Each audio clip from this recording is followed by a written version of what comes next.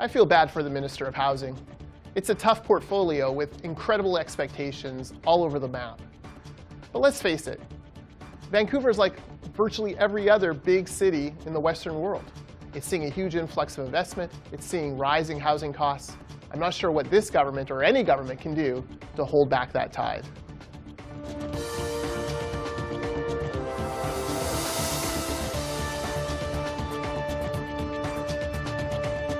Good evening and welcome to Voice of BC. I'm Vaughn Palmer, and here we are at about the midpoint of the spring legislature session. And we have a cabinet minister on, and she's got so many titles, I'm not sure we can fit them all onto the screen. Selina Robinson, welcome to the show. Thanks for being on. Thank you for having me, Vaughn. I have to say, when they announced last summer, the Premier announced that you were going to be in charge of municipal affairs and housing and transit, I thought, this is not fair. He's overloaded you. Did you find it daunting when he asked you to do it? Well, it's certainly a privilege to serve in John Horgan's cabinet, and I wasn't surprised about him putting those three pieces together. So how did they fit together? So I've always been a strong advocate for local government. I come from local government, and I had the critic portfolio the entire time I was in opposition from 2013 to 2017. And when you think about who makes the land use decisions, and you think about how our housing crisis situates itself with the land use decisions, it's really important to be working with local governments to help address this housing crisis that we're facing. And the other layer, the TransLink layer that you identified, when you think about how transit fits into how we live our lives and how transportation fits into how we live our lives, and the opportunities for affordable housing around transit lines, and how local governments fit in with making those transit decisions, it all makes really good sense to have the three files all together. Now, much of the legislature session has been taken up with questions in the House about some of the tax measures which involve property and housing. And we've been told that some of the details are not ready yet, that we won't get the legislation, speculation tax, for instance. We'll get an outline later this spring. We'll get bills in the fall. Are you getting a lot of questions you can't answer still on the housing file and taxes and those sort of things? Well, what I'm hearing from people is that they're looking for a way to actually access housing. So what I'm hearing from people is that they're looking for housing that they can afford. And they are hopeful that our tax measures will help address some of the challenges, some of the demand side challenges, but they're also wanting supply that works for them, where they can find a house that they can rent or an apartment that they can rent that meets their family's needs. I've certainly heard from people, one couple that I can think of, where they're living in a basement suite, in a one-bedroom basement suite with their young child, and they're really frustrated because it's hard on their marriage, it's hard on their family, there's really no space, but yet they can't afford anything else, and it's not what they envisioned for their family. So I'm hearing from people who are really just looking for relief from this housing crisis. Still having complaints from people that it's been a very slow start? I know I've heard that from the Greens, that they think the government hasn't really gotten going on this yet. Well, we've certainly taken action right out of the gate in September with our commitment to address some of the homelessness issues, our modular housing, the $291 million, the wraparound services, and there was immediate uptake when we announced it at the last UBCM in September. My phone was literally ringing off the hook from local governments that really wanted to partner with a government like ours that was coming together and saying, we have a resource that we want to deliver in communities throughout the province. Make sure that there are some housing opportunities that come with services for people who are homeless, so that those on the front lines, local governments that are on the front lines who have been essentially managing this alone, can actually start to see things develop in their communities. And we've opened up our first one in Marpole a couple of weeks ago, and there's more coming online. 1,300 units have already been committed, and over a dozen communities, and there's certainly a long lineup of other communities that are hoping to also access this opportunity in their community. So this afternoon, and if you're watching the show live on Thursday this afternoon, there was a press release came from the government saying there's a big announcement, you and the Premier in Vancouver tomorrow. Yeah. Now, you can tell us what it is. We won't tell anyone what's coming tomorrow. Sure. It is something to do with transit, It's something to do with transit, and people are going to be happy? And people will be happy. Okay, so tune in tomorrow. A lot of questions for you on tape, and let's start with Richard Zussman, my friend from Global TV. Here he is. Minister Robinson, affordability is one of those words that gets floated around in the Vancouver housing market. What is affordable to you? Very good question from Mr. Zussman. When we talk about affordability, it's important to recognize that we're talking about people. And people have all kinds of incomes, and they have all kinds of things that they need to pay for. So whether it's rent or mortgage, it's food, it's transportation, it's clothing, it's making sure that your kids have whatever it is they need for school supplies. And so when we talk about affordability, we want to make sure that there's enough money in people's pockets so that they can do the things that they need to do to take care of their families and that they can participate in the economy. And so CMHC, the federal government, has a sort of a third of your income should makes life affordable. And so that's the key that we look at. We believe. So that'd be like a third going to rent, or a third going to your mortgage, right, or a third going to basically putting a roof over your roof overhead, and that leaves you enough money in your pocket to get food, to participate in community so that you're not isolated, to make sure that your kids have shoes, to do the things that you need to do so that you can have a nice life. And that's what we mean when we talk about affordability. You got a target? A target on affordability? Or yeah.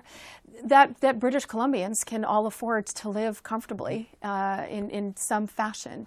Not everyone is going to be able to live in a mansion, and not everyone needs to live in a tiny little something, that we all have different capabilities. But at the end of the day, we all want British Columbians to be able to afford a roof over their head that meets their needs.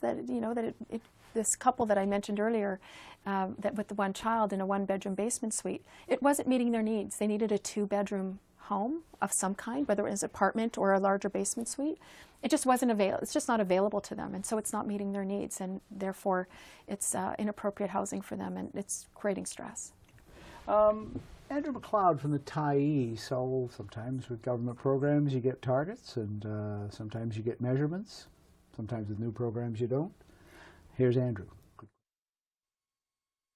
The budget included a lot of measures to soften the demand in the housing market. Carol James used the word moderation. We want to moderate the prices.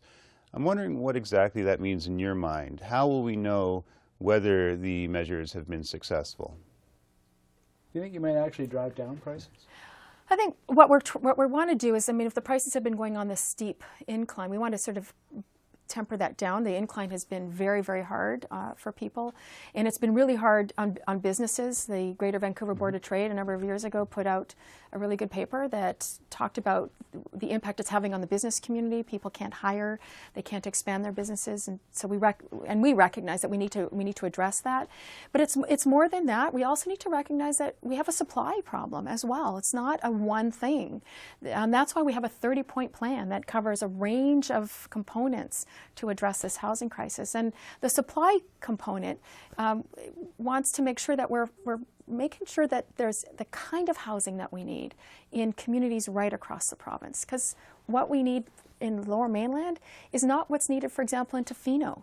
I met with the Tofino Chamber of Commerce beginning of the year with the mayor and council in a joint meeting, and they were saying to me as Minister of Housing that they're struggling with housing for their workers.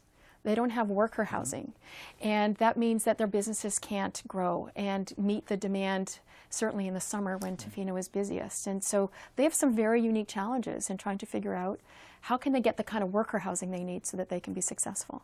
I've heard this complaint, the point you make about getting the right kind of housing. I've heard this complaint that particularly in Vancouver you get an enormous number of entry-level condos and high-end stuff can look after itself. But there's kind of a mid-range, maybe the 2- and 3-bedroom townhouse, the place for somebody with a young family. They're not everybody who wants a completely detached home. They don't expect that. But that there isn't, that middle range is not being taken care of. Is that a fair comment, and are there things government can do about it? Absolutely, it's a fair comment. And the other part is we're not getting people downsizing out of their big homes because there's no place for them to downsize to because they can't live in 600 square feet. So, and we certainly saw that in Coquitlam. It's not unique to Vancouver. I saw that when I was on council. So I think it's really important that we pay attention to the kind of stock we have, and that's one of the things that's in our 30-point plan. Is we are asking local governments to do a housing needs assessment every 5 years, and with the idea that there's opportunities for us to always keep an eye on what kind of housing we currently have, what our growth is in terms of our official community plan, what our expected housing needs are going to be. You can take a look at Stats Canada to take a look at what your population looks like in terms of ages. You can make some really good educated guesses around what kind of family housing you're going to need, seniors housing you're going to need. And then you can, when you make land use decisions, that helps to inform local councils about working with the development community and others to make sure that it's the right kind of stock when they need it. Bill Tillman with one of the challenges that's certainly out there in Metro Vancouver. Here's Bill. Minister Robinson, one of the biggest challenges you have and city officials have and the federal government has is that residents on single-family lots don't want density. They don't want to have row housing or apartments or townhouses or laneway houses or carriage houses nearby them. They like to have the idea of the white picket fence and a big yard. How do you get around that? Because I see no other way we can solve the problem of affordability in Metro Vancouver without increasing density fairly dramatically. Another good question. We are starting to see a shift, and I'm going to give you an example that just happened this week. And this took place in Port Moody. It was about increasing density, including some significant affordable homes right by the Evergreen line. And there's a real tension in this community around no more density, we've had enough, and younger voices, I'll say younger because they were younger, and they're starting to organize for sort of the YIMBY voices, they're called. They're YIMBY, yes in my backyard. Oh, neat. I've never heard that term before. And I saw it floating around on Facebook because Port Moody's right near Coquitlam, of course, and so, and I was watching sort of the tension on Facebook around this pushback. So the next generation has a role to play. Those people who are looking for housing, and I want to encourage them to get out to their local governments, to get out to the public hearings, and make their needs known well to councils that they need this density so that there's affordability for them. They don't want to be living in their parents' basements. It's not what they had envisioned, and it's not what parents had envisioned. And they want the opportunity to have a home, their own roof over their head that meets their needs. And as they grow their families, they could move to housing that meets their needs.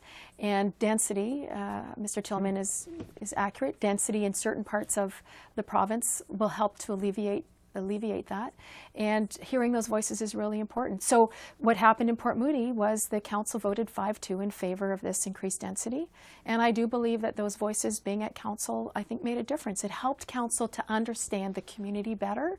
When you only have one voice and the voice is only opposition, it's much harder to change things up, but when you hear the other voices, it creates a bit more balance. We had the report this week on the BC election, and there was some growth in terms of voting by younger voters, which is one of the things that we watch for.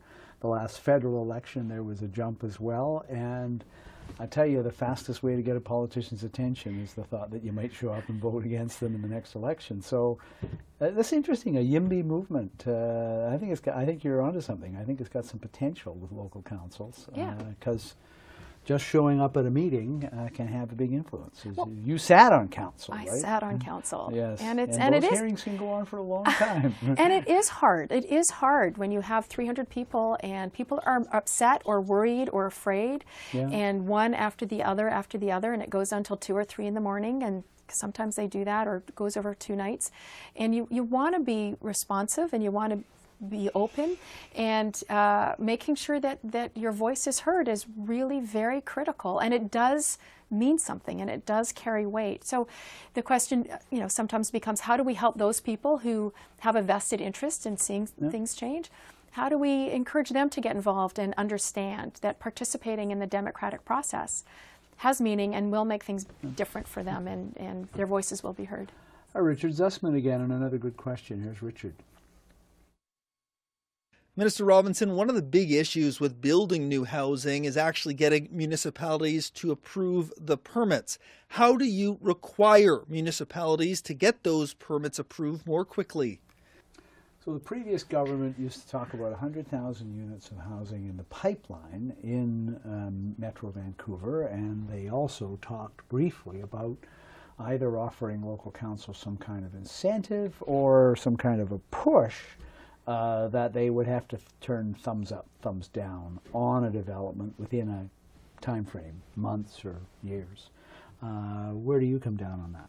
Well, I think it's an interesting perspective, because when we talk about getting the supply and getting the right supply, we also need to make sure that we're working together with local governments to help them also do that. And so some of that is some of the YIMBY stuff that we just talked about to help move things along.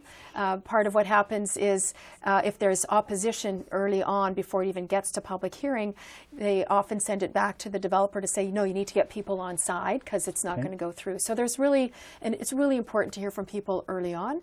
And the other part of it is to make sure that we have a robust system that takes care of all the elements that we need to do, and in terms of the land use planning, and working with local governments to identify the best practices, because there are some local governments that do move better, easier, more quickly, and working with local governments to help them do that as well. Yeah, I've seen, I think one of the developer agencies has puts out a kind of a rating sheet on how long it takes, and it's out there, and you can go and see how your local council is doing. And the minister is right there. She's probably too polite to name the worst offenders on the list, but man, is there a big difference. And I know that's true in the capital region here as well. Some councils are a lot faster than others at getting stuff through it. Maybe it's just because the staffing is better, or is there a shortage of staff that you can help out with? It's very interesting that you say that. I know a local council. I'm going back about 18 months.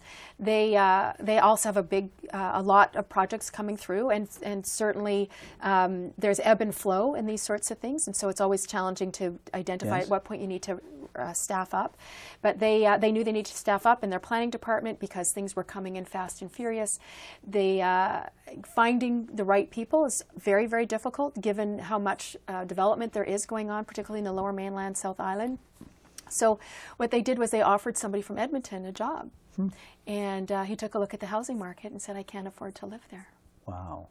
So you can see how we're in this pickle where we have a housing crisis. One of the pieces that we really need to do is make sure we're getting the right supply in the right communities, and we need to be working together to do that. But you need staff to help move these projects along, but if you can't get staff to do it. So this is what happens when you ignore this situation for too long. We had a BC finance minister some years ago went to a national conference of finance ministers where the national government was talking about changing the financing formula for provinces because British Columbia was so rich in its housing. And he told his colleagues at the table, I can't afford a house in my riding. So don't tell me that it's... And that was years ago. I would think now that would be even more true for some parts of Vancouver, for anybody who was finance minister. Take a brief break on Voice of BC. Stay with us with the Minister of Everything, and we'll be right back.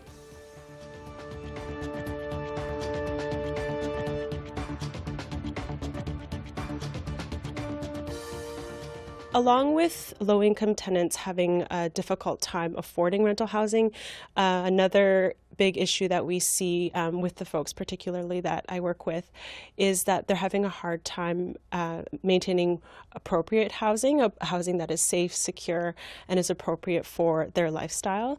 And we find that there's a lot of stresses on tenants because they're finding that they're forced to remain in rental housing that's not appropriate for them because there's no options in terms of where to go.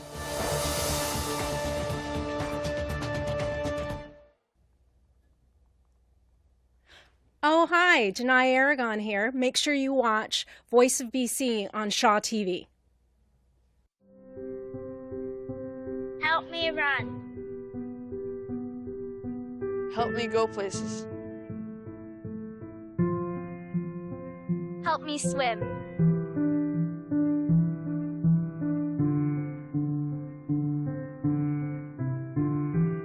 How we give hugs.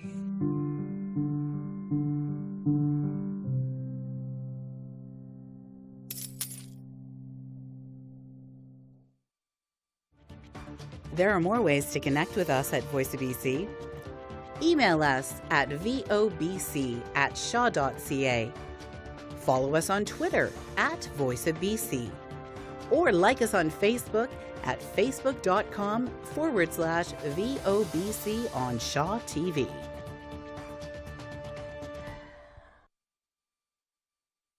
Housing is one of the largest parts of our ecological footprints, and so I believe that the raising of building codes and standards so that, for example, you can't source wood from endangered forests like old growth forests, or that the energy efficiency of new buildings has to be upgraded substantially, that this would be a major step forward and it would be a good policy to implement in this province.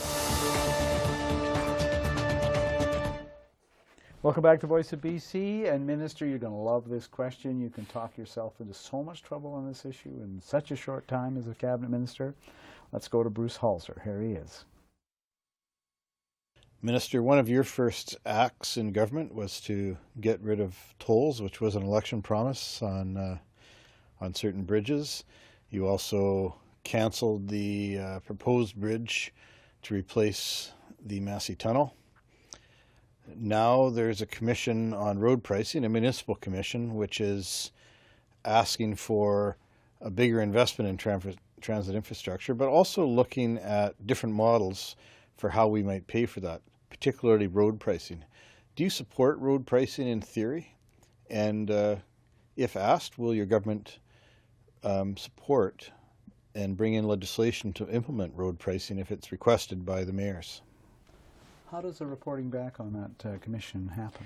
Well, it's the mayors who put together that commission, and but they're really what we're really talking about here is congestion, right? Yes. And it's a significant problem. I know that there's a significant problem here in South Island a little bit. It's very significant. Not compared to Vancouver. It's very significant in Vancouver. And we want people to have the ability to move freely through the region. We want goods to be able to move freely through the region. And we want to have a robust transit system that gets people out of their cars to reduce GHG, but also to get people home faster, home to their families, home to play with their kids, home to do the things that they want to be doing rather than sitting in their car and idling and listening to the radio or doing whatever it is they're doing. But really, at the end of the day, people just want to get home. And so the mayors have taken it upon themselves to take a look at what are some of the options. And I look forward later this spring, they'll have the report, and I look forward to seeing what they have to say. Is this something they're likely to take action on in a civic election year? I have no idea. I have no idea. It really is up to the mayors. I know that they're trying to make sense of this, and I look forward to hearing sort of what are some of the options that come out of the report. They would have options that they could just do themselves, and there'd be options they could ask the province, right? Yeah. So I don't want to presuppose what they're going to do. I do know that what people in the Lower Mainland have said is this congestion is getting worse. Remember, there's 1 million people that were expected to come into the Lower Mainland. I think it's by 2050. And so when I think about what that means, when I think about what it means for British Columbia in terms of goods getting stuck, our ability to move around the system, we need to sort of be prepared for what that looks like, and the mayors have taken this on. Rob Shaw with a question on one of the alternatives. Here's Rob. Minister, how do the business plans look for the Surrey LRT and Broadway subway line? We've been wanting to see them for a long time. Do they make sense? Are they good use of public dollars? And what about the idea of SkyTrain instead of above ground rail in Surrey? Is that something you're willing to consider? So the business case is being looked at right now, and we're waiting to see sort of how things play out. For both of them?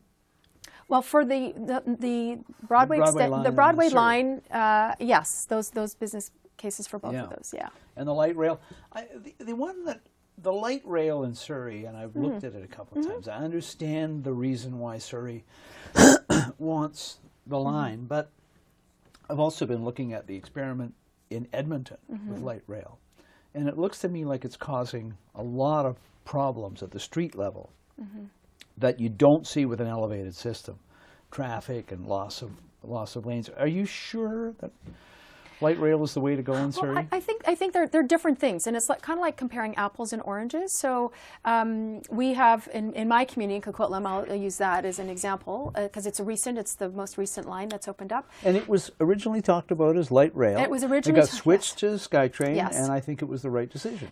For the community, in terms of how the community developed. But I will tell you that the light rail decision created a road, Guildford Road, which is a super wide road because it was built for preparing for light rail. So we have this boulevard that we really don't need. So it's just a little piece of trivia. Plant flowers. They did. They planted flowers and trees. But as a result of the investment in this transit, we have lots of towers, very high density around the transit stations. And it creates a certain kind of feel, a certain kind of vibe, and a certain kind of community. Not all communities need that density in all the places that you would need this. And so a light rail provides a different kind of opportunity to create different kind of housing and a different kind of lifestyle and a different kind of living. So it's a bit of apples and oranges here.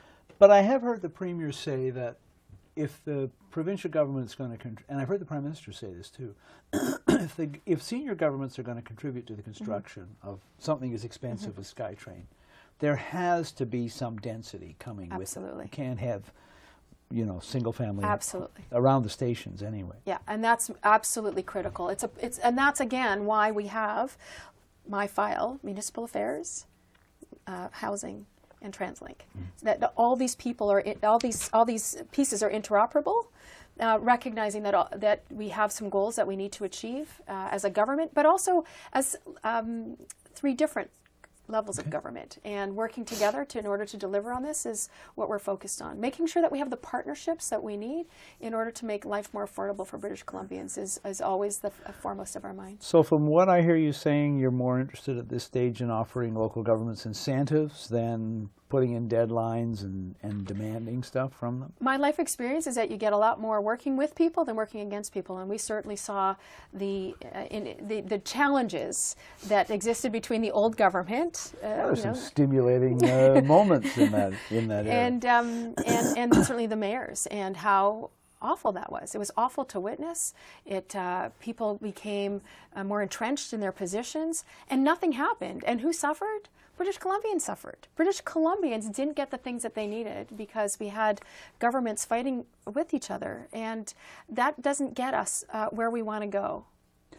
Jeremy Lawson from UVic, speaking as a member of a special interest group on housing. Here he is. I've got an insider's sort of question for you because I teach at a university, and it's always struck me that student renters are a funny lot. They don't stay long, they move around a lot, and some of them are still learning how to do household care. So it's a hard group to work into the wider housing picture. Is it part of a good strategy to deal with the housing problem that students face to refocus on universities and colleges building on their own campuses a little more and take some of the pressure off the rest of the housing market?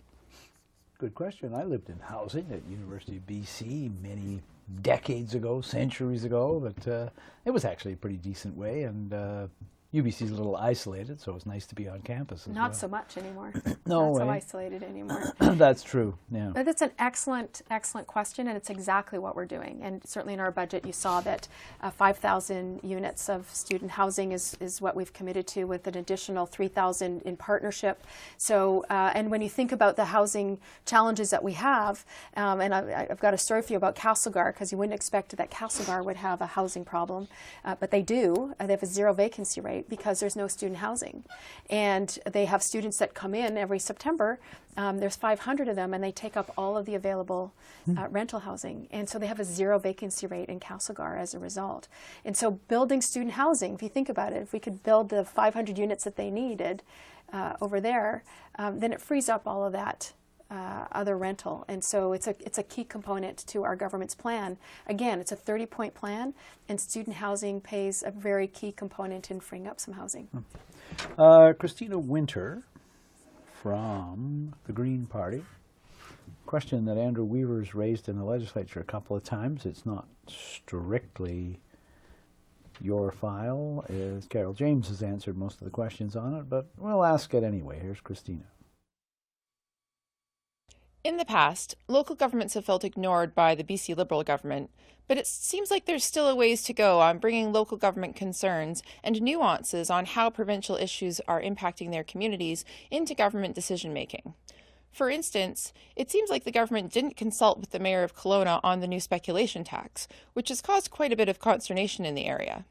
Minister Robinson, what are you doing to improve local government relations? So West Kelowna is now asked to be exempted from this tax, right? I work very closely with local governments. At the UBCM, I had 62 meetings in 4 days with local governments and spent a considerable amount of time reaching out to all of them. And I do think it is relationship-based. I think that she asked a very key question around what are you doing to improve relations with local governments and making sure that we are reaching out to them.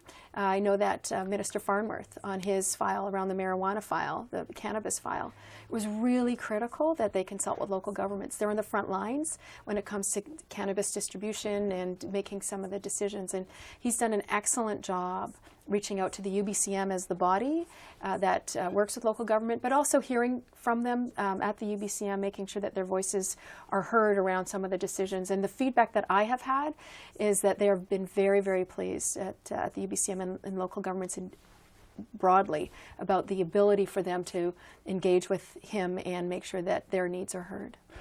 I've heard a lot of questions, though, about the speculation tax and along the lines of why is my community in and why is some other community not in? And the example everyone's heard of is Whistler, where there is a serious problem with rental, but Whistler isn't included in the speculation tax. Sunshine Coast isn't, and yet I hear from strange, lovely, isolated little islands on the coast of British Columbia that are suddenly find themselves with a speculation tax. Do you know why some places are in and some places aren't? Well, the focus has been urban centers. That's where we're seeing the biggest challenges around housing. It's also where we're seeing also some of the biggest challenges around the supply component as well. And I know that the minister is listening to the feedback and working on the implementation components this spring with the legislation coming in the fall. I've never been to Mudge Island, but I think it's less urban than Whistler. That's all I'll say on that one. However, the minister did say today she's consulting, so we'll see. Let's go to Jordan Bateman. Good question. Minister, your government is raising the property transfer tax on properties worth more than $3 million from 3% to 5%. This, of course, seems like a very popular populist measure, especially when you talk about multi-million-dollar properties on Vancouver's west side. The problem is, it also applies to land assemblies in places like Surrey and Langley and Coquitlam and Abbotsford, fast-growing communities where you have to piece together several properties in order to get enough acreage to build townhouses or condos or other housing.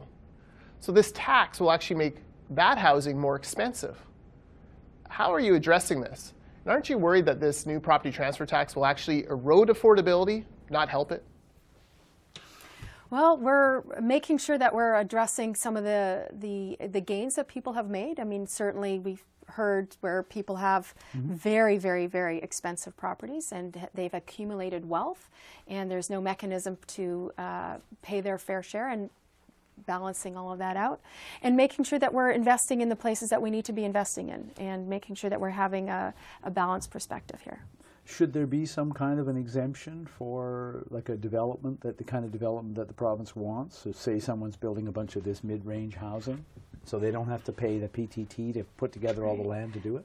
Well, it's about finding the right balance and making sure that we are capturing sort of that wealth that is being raised by all of this land speculation and what's increasing there, but also making sure that we're getting the right supply in the right communities is what we're really focused on. So there was 114,000 units in the target over 10 years, but not all of that is built by government, right? Is there a percentage that's like private that has to happen? Well, what we've done is we've taken a look at some of the very specific needs that families need. So I think about, for example, women fleeing violence. Nothing has been built in this community I think it's 20 years for women and children who need a safe place to go. And so we're going to be investing in that, making sure that there's opportunities throughout the province for women and children fleeing violence, making sure that we have housing for seniors, making sure that we have opportunities to build for First Nations that have particular difficulties with housing. And so these sorts of groups will have, government has made a commitment to build about 37,000 of those units. The remainder of that, the 70 some odd thousand units, are going to be in partnership. And what we've done, and we've recognized this, when we talk to the development community and we talk to the renter sort of community, the renter advocates, and we talk to planners and we talk to land economists, and we spent the fall talking to various groups. And then we brought them together in a conference in December, a day-and-a-half long conference, because these groups hadn't been talking to each other.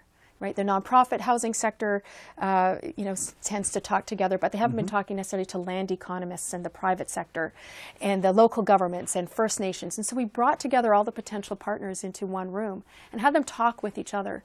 And I have never in my life expected to hear a buzz like that, and recognizing the opportunities for these various sectors to come together. Recognizing that each has either capital or land or an asset or an opportunity to bring whatever they have to the table in order to build the kind of housing that we need. And I just had a meeting today with somebody who was at that conference. He's been in the development business for 30 years, and he told me he'd never in his 30 years seen anything like it. And he's so excited to see the opportunity to take a look at how do you put together a land trust, right? There are some groups that have various pieces of land throughout the province, but hadn't thought about putting it together as a land trust and leveraging their assets in order to build the kind of housing that's needed in one part of the province. So all of these ideas have been percolating, and we're bringing them all together with the Housing Hub, which is a new branch of BC Housing. It's a branch dedicated to bringing these various partners together. And if I could segue into talking about... Go ahead. Talking about Yenta the Matchmaker and Fiddler on the Roof. Do you remember her? Yes. Yenta the Matchmaker. And her job was making what we She's call... going to sing. Yeah, no, I'm not going to sing. But her job was to make the match, right? The families come together. And in Yiddish, it's called a shidduch. Okay. And so she made the shidduch happen. And the way she did it was by understanding what the families represented, what their values were, what they wanted to get out, and her job was to make a match that lasted a lifetime. And the Housing Hub is like the Yenta the Matchmaker. Their job is to bring together the various partners and so that they're successful and that they have what they need in order to build the housing that British Columbians need. Whereas if you were a rich man, you wouldn't have a problem in this province with housing. Yeah, we can all break into song now. Yes, that's right. Yeah, good. Great musical, though. I will give you that. Let's go to Jock Finlayson. We'll see if we can get a song out of this one. Here's Jock.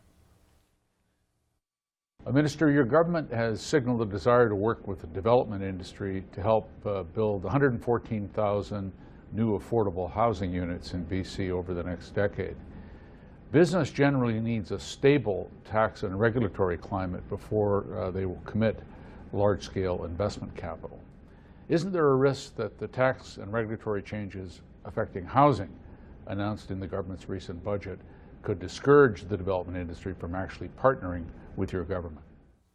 Go ahead, Minister. Not at all. I had this fellow in my office today looking really forward to being able to capitalize on some of the land that he and his organization have, and looking forward to working in partnership with us.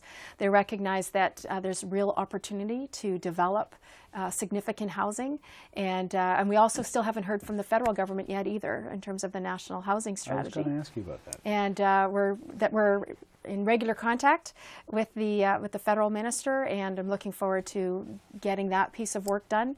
That's ongoing. It's looking very favorable for us, so there'll be some more opportunity for us to leverage some of the federal dollars to help us deliver on our housing commitments. We will take a brief break on Voice of BC with the Minister. Back with one more segment. Stay with us. Lots of questions to come.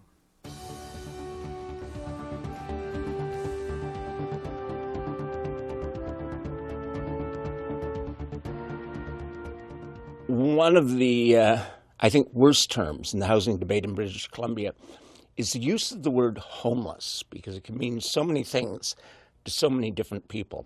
I think it's incumbent on the government to provide some real definition behind the various groups that make up that homeless population so that various policies can be developed that best meet each group's needs rather than throwing them all into one big category called homeless.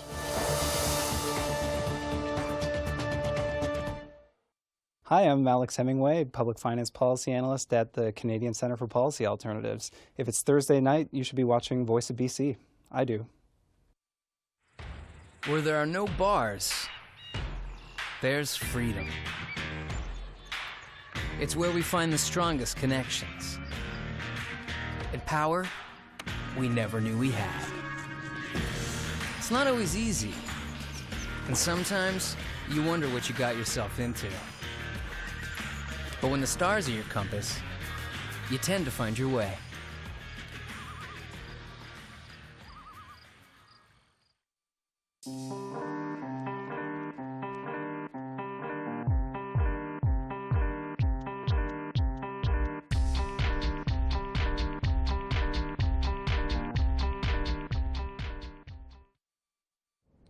Most of the attention on Selina Robinson comes to the housing portfolio, but on municipal affairs, there's some serious problems. The BC NDP government changed the political financing to remove union and corporate donations, which I agree with, but it did not give any tax credits. So there's absolutely no incentive for people to give money, and businesses and unions can't give money. It's put municipal parties and municipal candidates in a tough position going into the October election, and I don't think there's time enough to fix it. Well, welcome back, and I'll ask you, Minister, if you've heard that concern that Bill Thielman expressed, and does he have a point? I actually don't think he has a point. I mean, what we're committed to doing is creating a level playing field. So everybody is running against everybody else who's in the same position of fundraising. And so there's no advantage now. It used to be that you could, if you were familiar with how things played out, if you knew who the unions were involved in supporting local candidates or developers or businesses supporting local candidates, then you could actually get significant opportunities. And now it's a level playing field for everybody. Everybody has to play by the same rules, and you don't get these winners and losers just based on a fundraising capacity. Everyone is playing by the same rules now, and everyone has the same access to the same resources. Yes, although some local government people pointed out to me that the provincial parties provided themselves with a subsidy for the next few years from taxpayers, but they did not provide equivalent money for local government. If local governments want to provide subsidies to their candidates, they can do that too. See, that's a good answer. Yeah. Didn't think of saying that to them. Let's go to Yuka Kurakawa. A good question about rentals. We've got a few questions coming up on rentals. Here she is. Many renters across the province are having a difficult time finding affordable housing because rents are increasing much faster than incomes. As a way to address this, some jurisdictions, including Quebec, are tying rent increase laws to individual rental units as opposed to individual tenants. Is this something that the minister will be implementing? Is this even doable? Well, we took immediate steps early on. We made sure that we had more resources for the residential tenancy branch that had been severely underfunded, and we're making some good progress there. We also took care of the fixed term lease loophole. And that was where people would lose their security after a year instead of having their tenancy rolled into month to month, where they could be sort of threatened to have to sign a new lease with a significant increase and bypass the rent control. And that was never intended to be that way. So we took care of that as well. Yes. That was really important. We also got rid of the geographic rent increase, and that was an opportunity for landlords if they're built similar buildings in their neighborhood were getting significantly more rents, that you could apply to the residential tenancy branch and have your rents bumped up too. And that was my understanding when I dug into it about why that was. It was if your family had a rental building and it was your grandmother's, and over the years she never really changed the rent, and then you inherited it and you see it needs all this repair work, you could find a way to bring it up to standard. But what was happening in terms of how it was being used by some bad landlords was they were going to their tenants, and it's happened a number of times in the West End and in North Van, where they were going in and putting notices under people's doors and saying, we're increasing your rent by 20%, and if you don't pay, we're going to go to the residential tenancy branch because we know we can increase it to 40%. And none of that was accurate, but people felt coerced. And so we put an end to that because they were taking advantage of people's fear and taking advantage of a low vacancy rate, so people were stuck. And so we ended that opportunity. There's certainly more to do. We've announced that we're going to be looking at, with legislation, that what's known as demoviction or renoviction, the eviction due to demolition and renovation, and providing a bit more security for renters. But there are old buildings that need renovating. Absolutely. And again, we have some bad owners who take advantage of that. And so they're not actually doing the renovation that requires you to leave. So, just paint and carpet does not require people leaving. Changing a toilet does not require people having to leave. And so there have certainly been instances where we know that renters are forced out because of this renovation that's happening that doesn't require. So the branch would be able to decide whether or not it was a legitimate renovation or not. And there's a compliance unit now that didn't used to exist, so there's actually some teeth now for the residential tenancy branch. And we're also, and in cases where there legitimately does need to be a major renovation that requires, like the windows are going to be changed and all the electrical and plumbing, it's going to be something significant. We want to make sure that people have enough of a buffer, enough time to make appropriate changes, and enough financial resource to find other accommodation. Doesn't sound like you're thinking of this thing, though, of tying the rent essentially control to the unit, not to the tenant. No, we chose not to do that. Yeah. Let's go to Tom Fletcher, Black Press. Here he is. Minister, your 30-point housing plan includes $378 million over 3 years to help people like nurses and carpenters pay the rent. I'm starting to wonder how many people will not be getting a rent subsidy by the time this program comes out. These people are middle-class earners. If the government is going to subsidize the rent of everybody who's poor and who's middle class, who's going to pay for all that? That was interesting. That's not what it says in the 30-point plan. We wanted to take some immediate steps to make sure that those who are really struggling with rent and those people who really don't have much revenue. So I'm thinking about, I think he's referring to RAP and SAFER, the Rental Assistance Program and SAFER. And what we found, and I'll give you an example of what we've been hearing from seniors in particular, families too, but I've got a lot of senior examples because I was a seniors critic when I was in opposition. And the seniors advocate certainly spoke about this in her reports, where seniors are getting their supplement, a rent supplement. They're on a fixed income, and they have expenses, and they are choosing to not take their medication every day because they can't afford it every day, so they take it every other day so that they can pay rent. And those are, that no one wants that for seniors. And what's happening is the rents are going up faster than the rent supplement has been going up. So we wanted to make sure that there was a bit more money in their pockets so that they can pay for the medications that they need. They can socialize with their friends. They can actually have healthy foods. And we've done the same thing with the renter assistance program for families. We're also, and I think what he's referring to is we've changed the threshold from $35,000 to $40,000. And I don't know any nurses who are making $40,000. But the idea is to make sure that there's opportunity for them to hang on to their housing.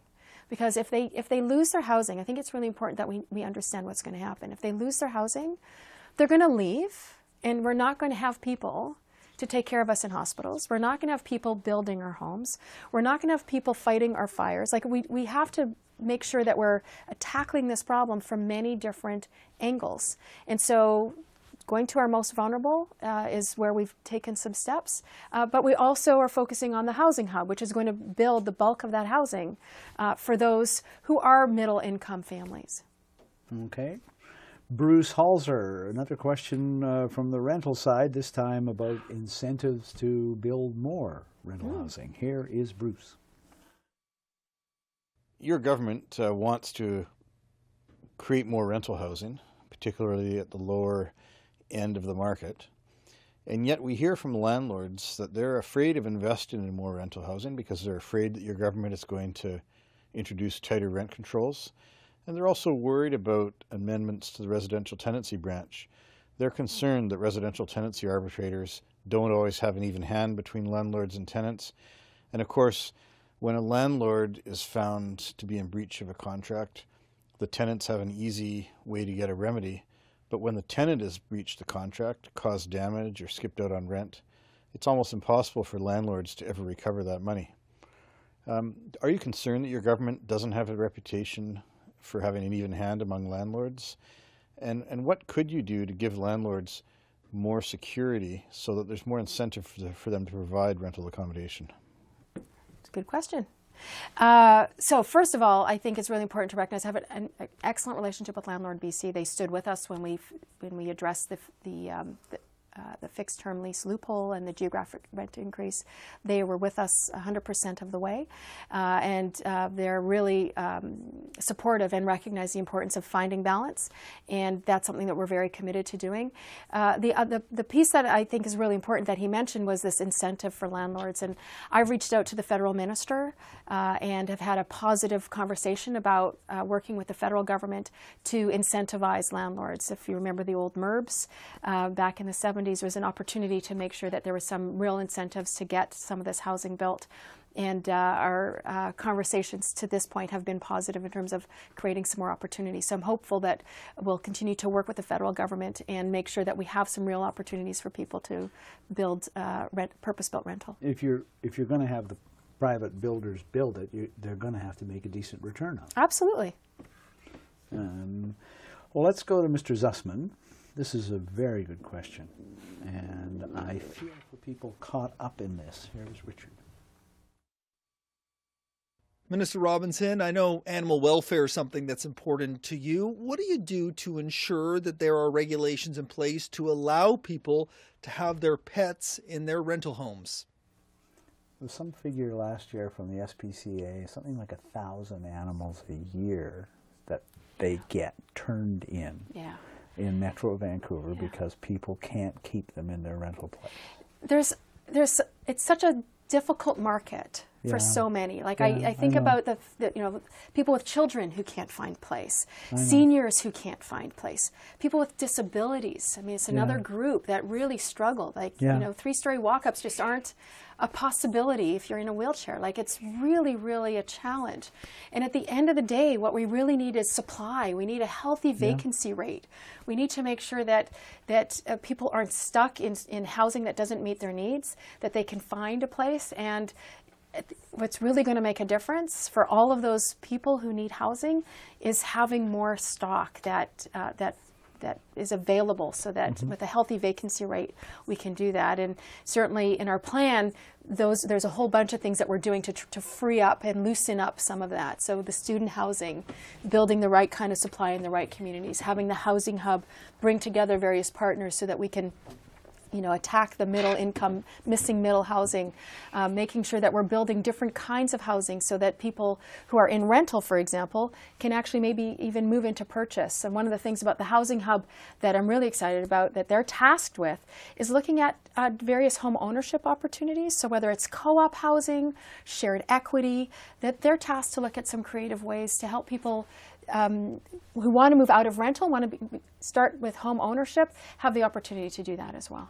The Government House Leader Mike Farmer has talked on this show about this thing that the province got dumped into its lap by Ottawa, which is marijuana legalization, and all the legislation he has to do now. I assume you've got something in your area involving landlords, tenants, and marijuana in Can landlords ban cannabis in their buildings? I mean, are you going to be dealing with this spring? Well, it's going to be an interesting time for all of us, and certainly an interesting learning curve in terms of how do we adapt to these, this new legal product and the impact it's going to have, what it's going to have, and we also are not going to have edibles. My understanding is for some time. Yes. So.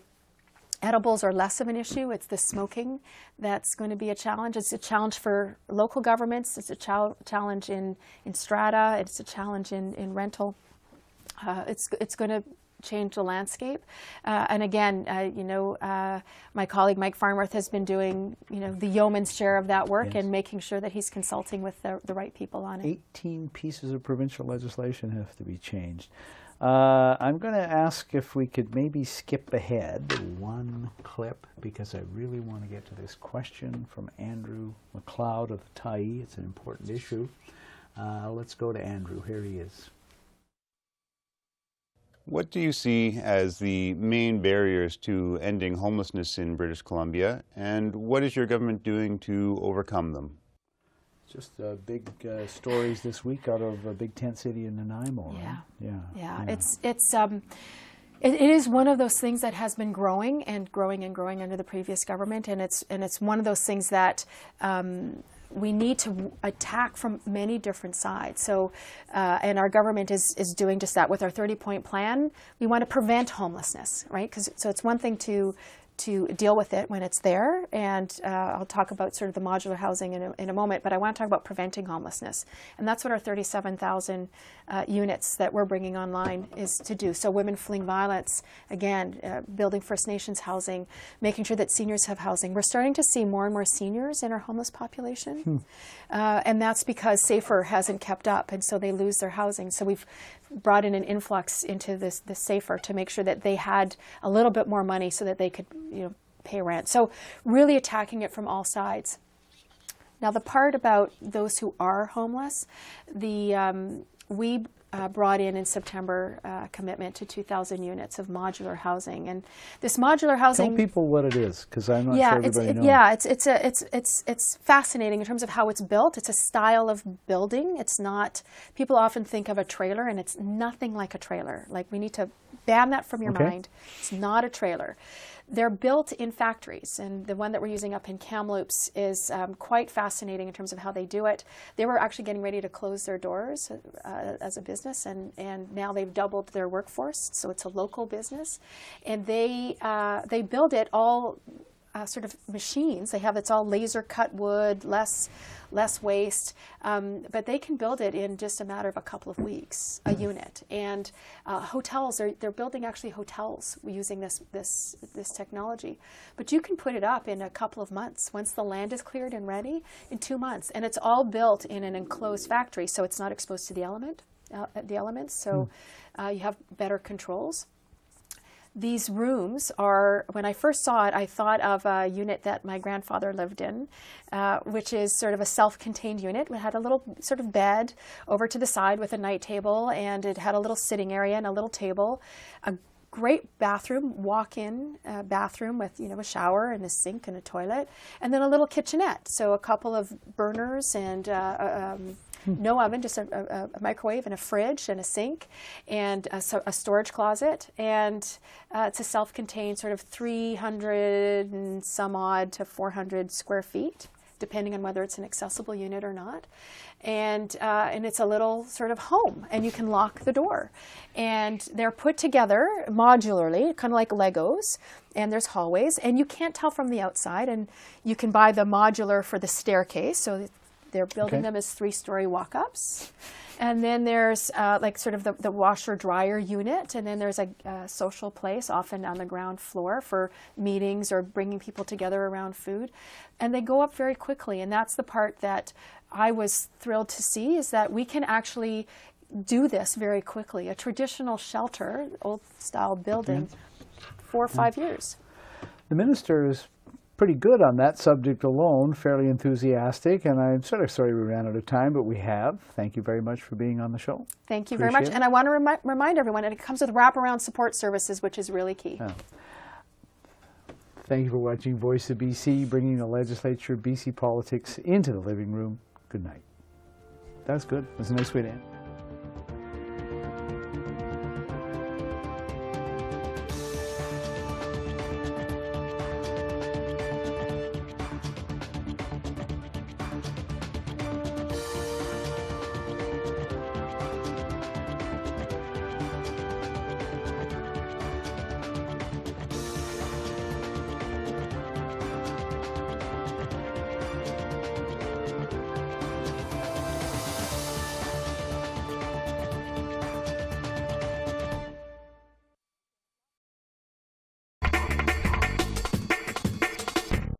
The following is a community access program. While this program does not necessarily reflect the views of Shaw or its employees, Shaw is proud to support local producers and share local voices, ideas, and opinions. To find out more about community access